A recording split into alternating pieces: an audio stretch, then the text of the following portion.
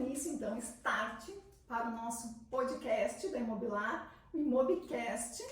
E não poderia ser diferente, eu quero começar esse nosso programa novo de 2024 mostrando um pouco da pessoa que está à frente dessa imobiliária, com todo o empenho, mostrando toda a sua garra neste mês da mulher, é claro. Mariana, gestora, empreendedora, mãe. Completa então quem é a Mariana, que eu quero que todos conheçam, além do que eu conheço, é claro. Bom, eu sou a mãe da Alice e do Henrique, esposa do Cláudio, filha do Severino e da Dora Denise, irmã da Rosana. Profissionalmente, sou advogada, corretora de imóveis e sócia, proprietária e atual gestora da Imobilar.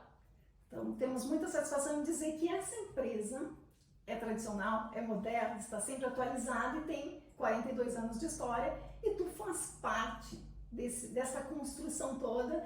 E neste momento onde se fala muito em empreendedorismo, é bom saber que tu começou muito cedo, a tua história está interligada, porque claro, é uma empresa familiar, né?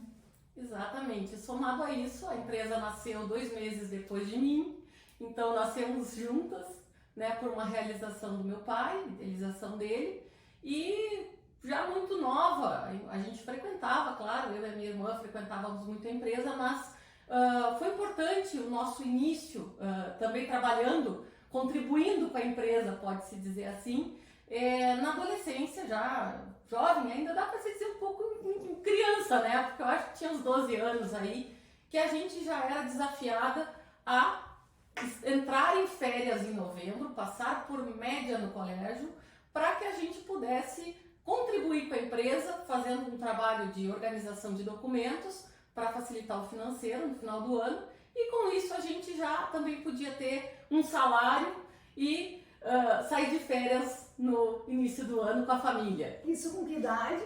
A partir dos 11, 12 anos, a gente anualmente nós tínhamos essa tarefa, que na verdade a gente amava, porque era uma forma também da gente ganhar um dinheiro extra, além da mesada. Ó, a sugestão. Né? Então, o que acontece, né, Liliana? A gente vem de uma família com um empresário, um gestor, e uma educadora, uma professora. Então, ao mesmo tempo que a gente era estimulada a estudar, passar por média, porque a gente só teria condições de fazer esse trabalho uma vez que a gente passasse por média, e entrava em férias em novembro, daria tempo, né? E também pelo empresário ali nos motivando a entender a importância do trabalho e de como se ganha o dinheiro, né? Todo esse ciclo aí foi muito importante para nós. Isso foi um desafio na tua vida, entrar na empresa, fazer parte da empresa, se construir, ajudou a construir ela, né? Tu passou por vários setores, tu começou muito novinha, tu assumiu vários desafios, e hoje em dia a gente vê muito isso, que os pais, quem é empresário sabe que não é fácil, essa luta diária que vocês têm, de trazer um pouco, aproximar um pouco os filhos desse ambiente, saber como funciona, né? E tu fosse desafiado, e tu começou, tu fez, qual é a tua formação? Na verdade, quando a gente terminou o colégio, que foi nos dada a opção de escolher qual a faculdade, e a Rosana optou pela publicidade, eu optei pelo direito, e consequentemente ela não trabalhou nas empresas. Meu pai na época tinha uma loja de informática e imobiliária, e eu, como escolhi direito, e o pai é advogado, né, tendo a área jurídica da imobiliária dentro da empresa, optei por ir trabalhar na Imobilar. E então fui para o jurídico da Imobilar. Este foi o objetivo, para que eu pudesse ter a prática, estágio. para eu poder ter a prática, porque a gente precisa, a prática é muito importante para lá na frente, na hora de formar, a gente tem menos dificuldade. Para isso se faz também o estágio no final do curso, né? Mas eu queria estar dentro do meu ramo já desde o início. E o que ocorreu durante esses 5 anos de faculdade, foram várias, né, ocorrências assim, porque eu tive o meu pai pedindo para substituir funcionários em alguns setores que estavam em férias. Entrava em férias, precisa substituir, tem que ter alguém, a equipe era enxuta. E eu comecei a passar como atendente de locação, fui para o financeiro, fui na administração de condomínios. E lá para o final do curso, surgiu a oportunidade de fazer o curso de corretora de imóveis pela Unicamp, era um curso superior. E para isso o direito eu teria que trocar de sexta-feira de noite para amanhã e poder fazer no final de semana o curso de corretora. E o meu pai me estimulou muito, naquela época, até salientando assim, da importância de que o nosso negócio é uma imobiliária, tem que ter responsável técnico, tem que ter CRECI. Então era importante eu ter a formação, ainda que lá na frente eu optasse, porventura, não ser corretora e não estar na imobiliária, mas que eu tivesse o curso. E eu sempre gostei de estudar, eu com certeza quero, e eu quero também trabalhar em vendas. E ao final do meu curso, eu já estava formada no curso de Direito, que eu terminaria em 2002, final do ano. No meio de 2002 eu terminei o curso de corretora, então estava pronta e vendendo, e apaixonada por vendas. Mas tu assumiu um desafio muito novinha, né? Nós sabemos que tem circunstâncias na vida que nos colocam desafios que a gente não tem como fugir. Ou tu encara uma situação triste que aconteceu, que talvez tenha sido aquele teu pior momento, pode ter sido o teu melhor momento. Conta um pouquinho pra gente. Naquele ano, que eu tinha me formado então como corretora no meio do ano, em outubro, simplesmente num dia normal, onde meu pai tinha trabalhado normalmente, a minha mãe na época já estava dentro da empresa também, já estava aposentada e foi para trabalhar também. E um dia normal de trabalho... Que idade tu tinhas? Eu tinha 21 anos. E eu estava terminando o curso de Direito, porque eu terminava em dezembro. Tinha mais 2 meses de faculdade aí para finalizar minha formatura em março. E o pai foi acometido aí de um acidente vascular cerebral hemorrágico, muito grave, né? A gente, inclusive, levou em torno aí de uns 20 dias de UTI, sem saber se ia sobreviver, se não ia sobreviver, quais eram as sequelas. Mas fato é que naquele momento a minha mãe, por evidente, ficou extremamente fragilizada, também se afastou da empresa e me pediu, assume, né, lá negócio, nossa família, vai lá e toma conta que agora eu vou tratar do teu pai, do que precisa, e tu fica lá segurando as pontas, né, como diz. Com 21 anos. Com 21 anos. E aí foi assim, eu na mesma hora, ok, é a minha missão, pode contar comigo, mas por dentro destruída, porque, né, eu trabalhava muitos anos com meu pai, era meu pai ali que podia tocar o telefone, aí já te dá aquele monte de medo e de pânico, no geral, porque o teu emocional tá fragilizado.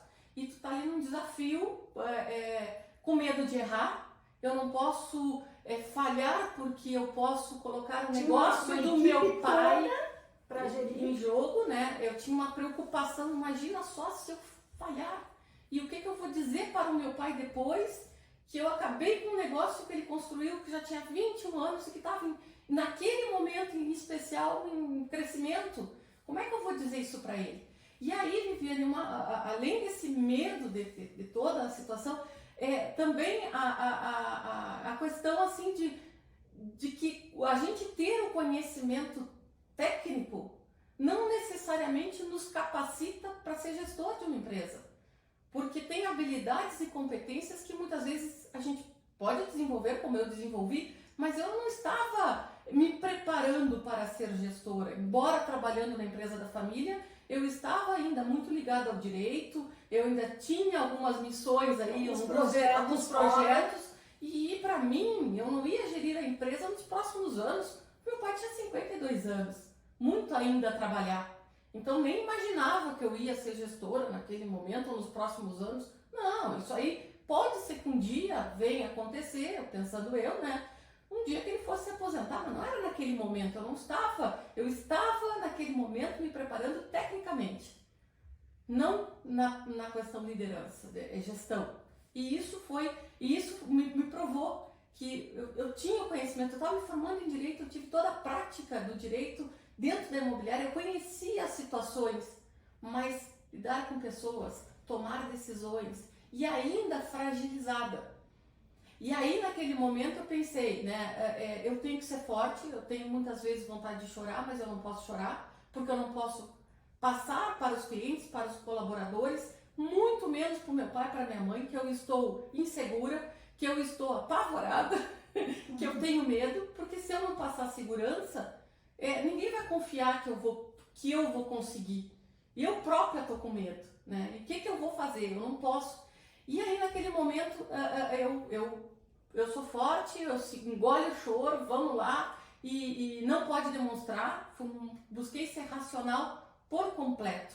Esquece as emoções, não chora, segura, pensa em outra coisa, sei lá, né? Trabalhando dentro de mim. E aí comecei a adoecer, porque essa repressão toda me fez, perdi cabelo, com o papar do cabelo nasceu branca, tive infecção fortíssima nos olhos, um monte de confusão hormonal, enfim, Mulheres. começaram a dar problemas e aí eu pensei, estou errada, porque se eu adoecer, aí o problema é maior ainda, então não é por aí.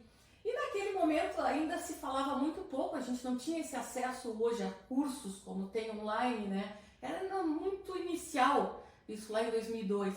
E se falava também não tanto na questão da gestão da emoção, da inteligência emocional. E eu comecei a buscar ler, que era o que eu gostava e era onde eu podia também entender melhor o que estava acontecendo, porque por evidente que a gente busca uma maturidade de onde não tem, no momento que dá o problema, mas por outro lado a gente tem momentos que a gente diz, não é possível, por que Deus fez isso? E ainda eu pensava, meu pai atuou nos últimos anos em prol do Lions, ajudando as pessoas e fez tanta coisa boa, por que ele passa por isso? Por que ele sai do hospital sem falar, sem andar? Por que isso com ele? Né? E a gente tenta entender isso. Eu vejo que não, esse sentimento muitas pessoas têm quando acontece alguma coisa, até de perda, embora eu não tive a perda, ele não morreu, para mim olhar o meu pai naquele estado em que eu não podia nem conversar com ele porque ele não falava e ele ficou muito abatido. Não tinha tirar dúvidas no teu trabalho, na tua realidade. E a gente não sabia até que ponto podia levar assuntos para ele, porque ele não podia ter um outro AVC, ele não podia ter incomodação. E ao mesmo tempo ele próprio tentando se superar naquilo ali, né?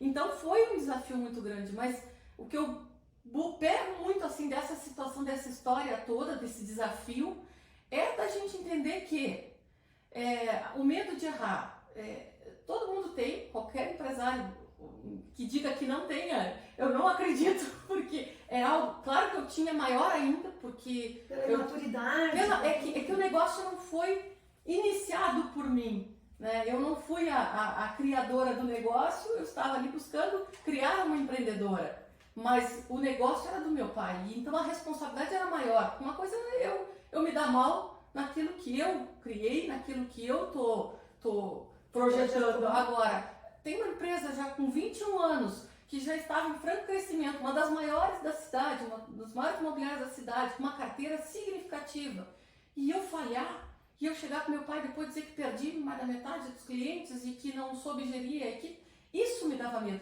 Mas o que eu te digo é o seguinte, o que eu aprendi nessa lição é que, nesse momento, é que o errar faz parte de qualquer empreendedor, de qualquer pessoa, porque o errar, ele é um resultado, não é fracasso, não é uma vergonha errar. A gente vai errar porque é assim, os maiores inventos existentes hoje foram à base de vários erros. O problema é desistir, porque o erro ele é só um resultado, que eu vou daquilo ali tirar um aprendizado. E desta jovem de 21 anos que foi desafiada, nasce uma grande mulher.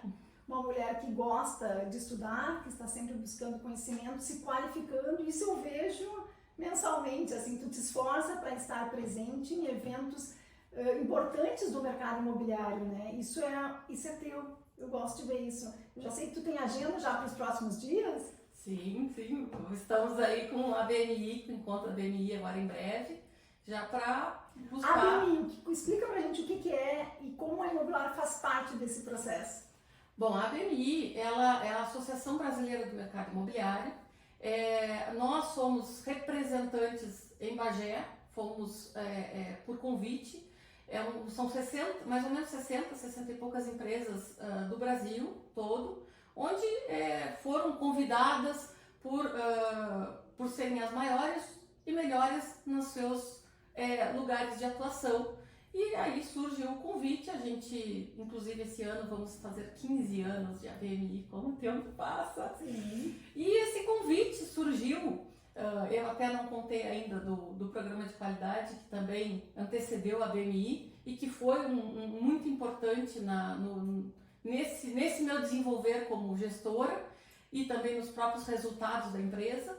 E a gente teve na época pós ganhar um prêmio do programa de qualidade, nós tivemos um convite de uma empresa grande, conhecida, aí tem hoje em várias cidades, a Auxiliadora Predial, que tem a sua sede ali em Porto Alegre, matriz, né? E fomos convidados porque nós tínhamos ganhado o prêmio e tínhamos sido a terceira ou quarta imobiliária do estado. E eles estavam naquele momento em expansão de franquias. Então nós fomos convidados porque eles queriam analisar a possibilidade da gente fazer uma parceria e nós virarmos franquia da Auxiliadora Predial em Bagé. A Imobiliar se transformaria em Auxiliadora Predial. E aí, na conversa lá, eu fui, marcamos e na conversa toda eles também concluíram que seria um prejuízo para nós, considerando o nosso tamanho já, que o que eles tinham para nos oferecer realmente se a gente tivesse ainda um pouco mais atrás em número de imóveis. Eles viram que nossa carteira era grande, que a gente já tinha uma estrutura para a cidade considerada já bem desenvolvida. O diretor mesmo no dia disse, olha, eu também não vou te motivar algo que eu tô vendo que não é para ti. Eu contei a minha história e a gente se conectou ali, ele foi muito claro. E eu disse, não, mas tudo bem, a gente tá aí para se trocar experiência, né? Eu posso também contribuir, se quiser que eu fale. Naquele ano específico eu ainda estava presidente do Comitê da Qualidade, então sabendo falar bastante sobre o programa, eu posso falar para os colaboradores, posso contar como é que foi, como é que eu implantei. A gente pode se trocar, mas eu também quero estar aqui dentro, quero conhecer os processos, quero saber como é que vocês fazem, porque eu trabalho com melhoria contínua e eu quero melhorar os processos. E ele me disse, eu vejo isso muito pouco para vocês.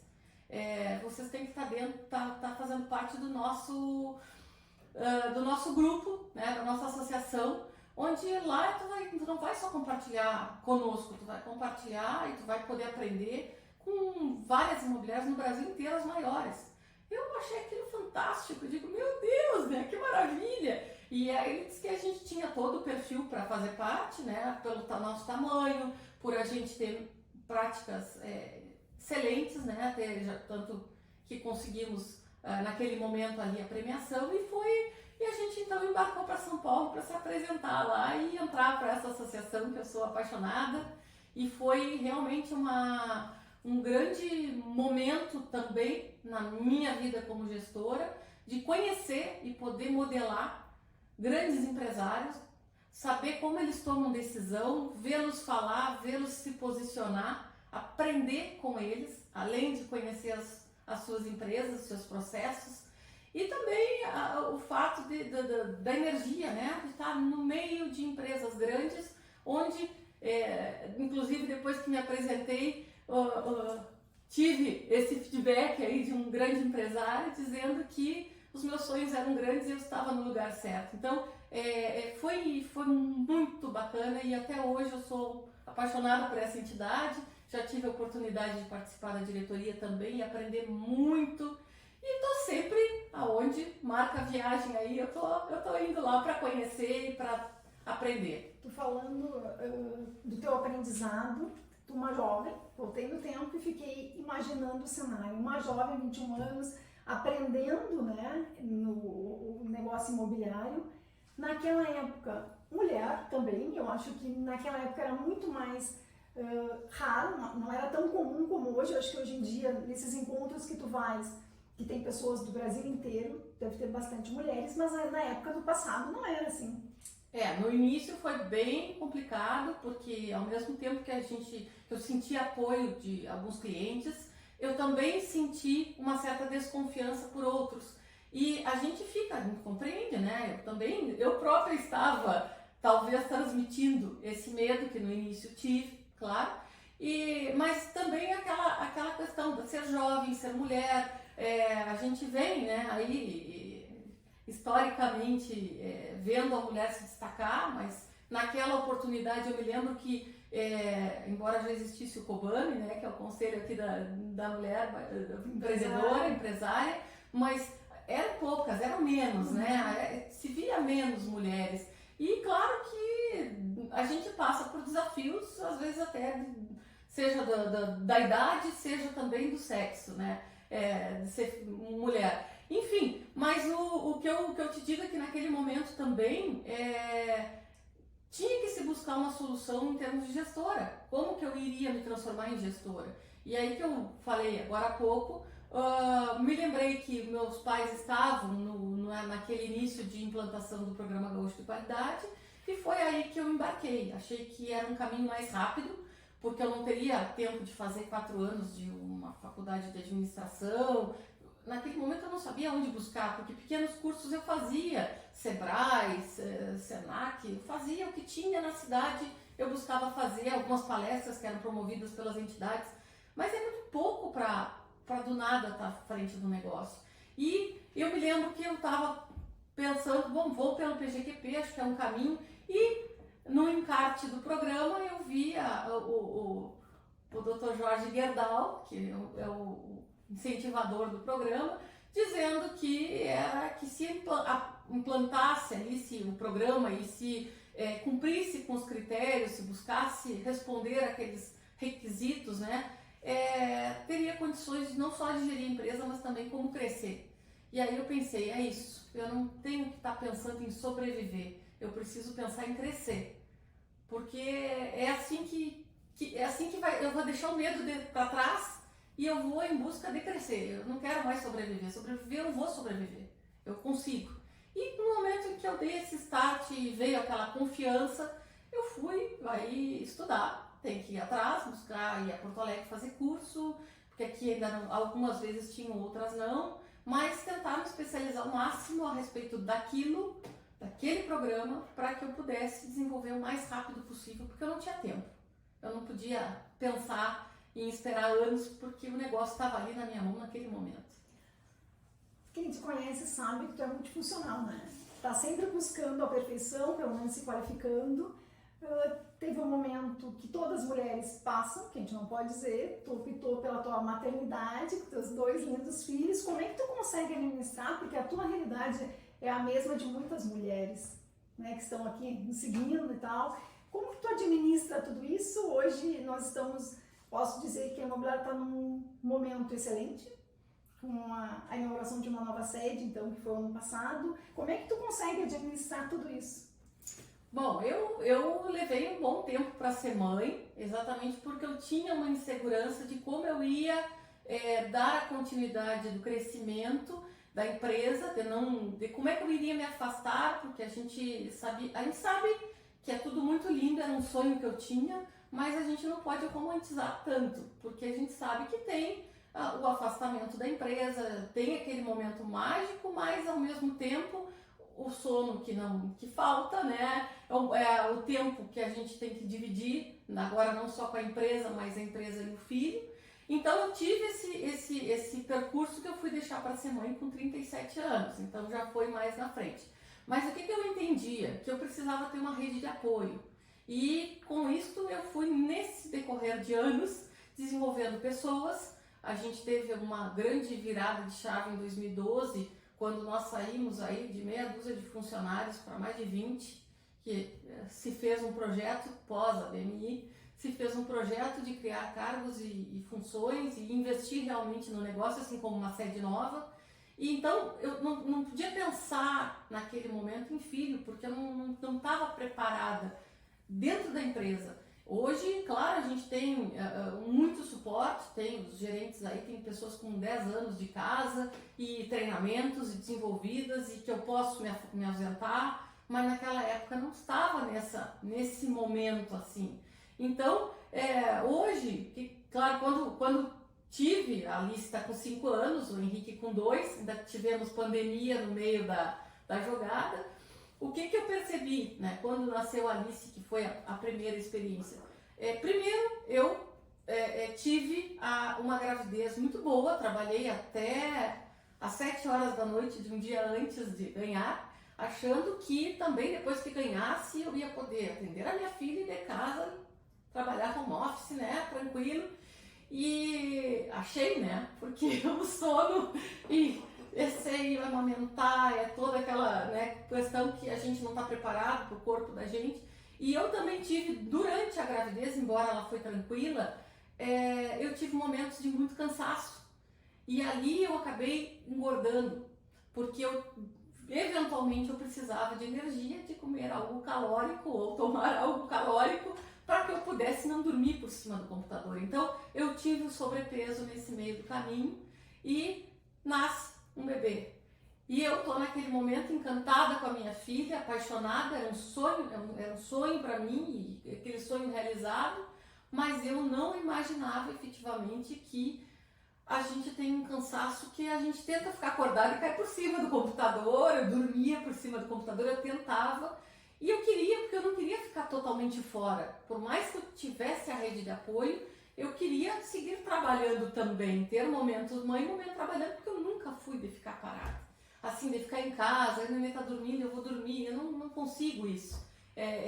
E aí eu percebi que eu precisava, porque o corpo não aguenta. Mas tu és um exemplo, né, Mariana? Tu não abriu mão do teu sonho, tu não abriu mão da tua empresa e tu conseguiu construir a tua família como tu tanto queria. E hoje em dia a gente vê, tu é um exemplo do que é possível fazer. Nós vemos hoje muitas mulheres que ficam prorrogando a maternidade, esperando o momento ideal, priorizando o trabalho e deixando o tempo passar e acabam não realizando o sonho que às vezes está guardado lá dentro. Então, tu é assim um exemplo de que é possível e em seguida veio o Henrique, então. E aí nós tivemos a pandemia, eu ia ter um atrás do outro, mas veio a pandemia, a gente teve que dar uma segurada, porque os filhos foram bem planejados e bem desejados, né? E era realmente o meu desejo.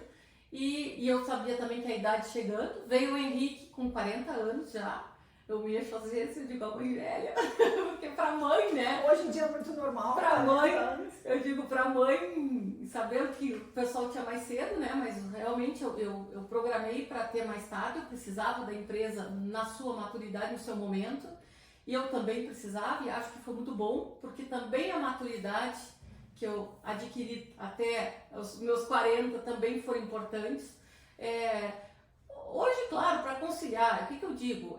A gente tem, se é aquilo que a gente deseja, é algo que é importante, você faz feliz, a gente vai dar um jeito, porque é tudo questão de organização. Eu digo assim, muitas vezes na minha vida eu disse, eu não tenho tempo para fazer academia, eu não tenho tempo para fazer uma viagem, eu não tenho tempo para ir numa loja. Desculpa, porque a gente não questão de prioridade. É prioridade. Se eu disser que aquilo é importante para mim, hoje é totalmente diferente. Hoje eu tenho os meus projetos, eu tenho aquilo que é importante, que eu não abro mão e que eu vou, dentro do meu ano, encaixar. Mas não dá, tem que dar, porque aquilo é importante. A vida é hoje, a vida não é amanhã, a vida não é o que passou, ela é hoje. E se a gente deixa de viver, o que vai acontecer no final do ano? Eu posso ter deixado de ter o meu filho e ter ganhado muito mais dinheiro naquela oportunidade porque me dediquei mais ao negócio, por exemplo, mas por outro lado eu não vivi. O que eu vou fazer depois com esse dinheiro? Não adianta. Então é muito uma questão assim, aquilo que é importante tem que estar ali, tem que estar no projeto, tem que ir. E os meus filhos sempre foram projeto e eles sempre estiveram ali para que acontecesse. Eu queria e eu os fiz. Com vontade, queria muito mesmo. E conciliar hoje tem, às vezes, normal, a gente passei com o Henrique também com refluxo, não dormi de noite. Eu digo assim, o que mais eu senti, né, na minha experiência gravidez, é a falta do dormir. Porque isso eu nunca dormi 8 horas, sempre 7, 6, mas eu tinha um sono tão relaxante, porque eu sempre faço eu tenho uma rotina, né? Um momento de gratidão no final do dia, eu agradecer por tudo, ter aquele meu momento de me conectar, de me acalmar, é a hora de dormir, né? Os projetos para outro dia já estão, o que tem para ser feito já está previamente na agenda, tá ali para não ficar sem dormir, porque eu sempre valorizei isso no sono. A gente no outro dia, como é que a gente rende, como é que a gente consegue trabalhar muitas horas, como a gente consegue ter criatividade, e amo a questão da inovação, da melhoria contínua nos processos. Como é que a gente cria, como é que a gente consegue? Se a gente dormir. O dormir é importante. O dormir é importante, a gente não estar cansado. E eu por muitos anos vivi estressada, cansada porque má qualidade, e eu senti isso de novo, depois que eu já tinha superado com os filhos. Mas enfim, é uma situação. Eu também cometi vários erros, algumas decisões na época assim, não vou querer ter mais de uma babá porque não vou terceirizar a criação, eu vou ser mãe, eu quero que o bebê sinta que eu estou aqui. E na verdade eu estava às vezes acabada e eu não tinha para quem recorrer, até para pedir para cuidar de mim, uma água, uma coisa. Então, ideias que a gente tem quando não é mãe, que a gente não sabe, como tudo que é novo, né, o que vai ser preciso. Então, passei por algumas, ainda citei até hoje, aprendendo como lidar com cada fase da criança, com cada situação, mas para isso aí a gente lê bastante, a gente busca auxílio, a gente conversa, a gente busca, né, trazer a criança a compreensão enfim, não deixar nunca de dar atenção. Isso é uma das coisas que eu prezo muito. E esse ano, por exemplo, que eu já estava pensando em abortar as férias para poder encaixar mais para frente, não, vamos lá, as crianças estão precisando e eu também, eu vou. E fui. E é isso aí, sabe? A gente poder botar o pé no freio e dizer, eu sei que é importante estar, mas lá é a minha família. Lá também eu preciso estar, é prioridade. Tu deu algumas dicas importantes aqui, como o sono, a leitura, a busca do conhecimento. Se tu tivesse que dar uma sugestão para alguma mulher que está querendo empreender, que não é fácil, quem é empresário sabe que se mata um leão por dia, o que tu daria de dicas práticas para alcançar, não sucesso, mas para percorrer esse caminho do empreendedorismo? Eu diria que com todos esses treinamentos e cursos que existem hoje online, o desenvolvimento da gestão emocional é o primeiro passo. Porque sem a gente ter o controle da nossa mente, dos nossos pensamentos, das nossas emoções, é tudo mais difícil. Gera insegurança, buscar a gente ter esse controle, entender, saber como a gente funciona, saber exatamente o que a gente quer e saber que o errar faz parte, né? Como falei, a gente tem que buscar sempre mentoria, coach, vai atrás, porque hoje, ainda naquela época não se falava tanto, mas hoje é possível a gente buscar pessoas para nos dar suporte, isso é importante, a gente sai mais rápido, a gente tem a possibilidade de errar menos, porque hoje tem cursos, tem treinamentos que te dão o passo a passo do que precisa ser feito para ter uma organização, enfim, eu diria isso, busca primeiro se preparar ali, que não é algo que leve meses, de forma alguma, quem se dedicar consegue ter um coach, um mentor, um especialista para auxiliar e montar aquele negócio e tocar em frente. E acreditar, as mulheres são as mulheres, vamos lá, bota a cara e vai, sabe?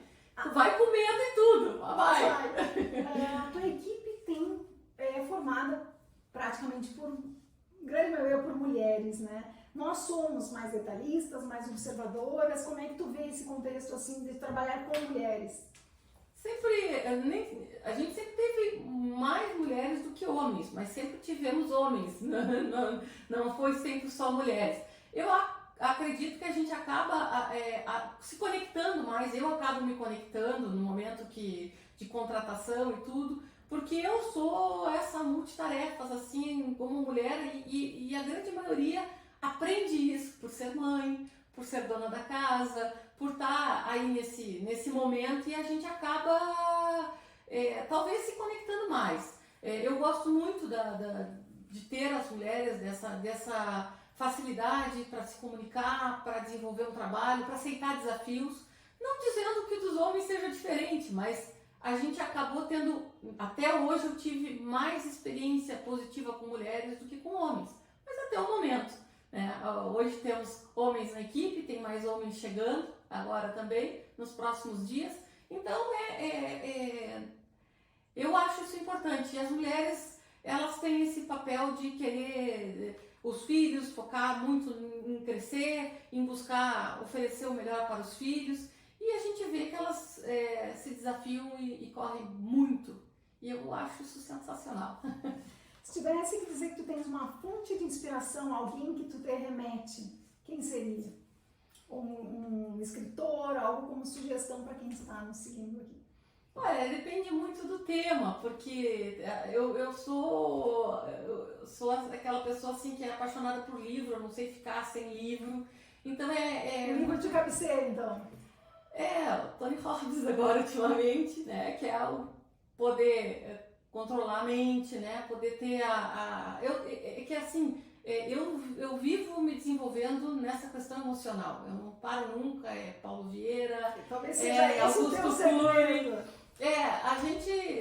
Eu entendo isso, é muito importante ter esse controle, a gente entender os nossos sentimentos, entender o porquê das coisas, é muito mais fácil a gente lidar com as situações. E a gente trabalha com problema, qualquer empresa, ela existe porque existe um problema a ser resolvido, essa independente do segmento. Então, se a gente tem que lidar com um problema, melhor lidar com uma pessoa que tenha esse controle, que consiga acalmar os ânimos, que consiga, né, desenvolver algo sem perder como a gente diz, o rebolado. Mas é isso aí. Então eu diria assim, tem outros tantos autores como na área de empreendedorismo, enfim, mas eu deixaria aí esses da inteligência emocional, que é algo que eu curto bastante também.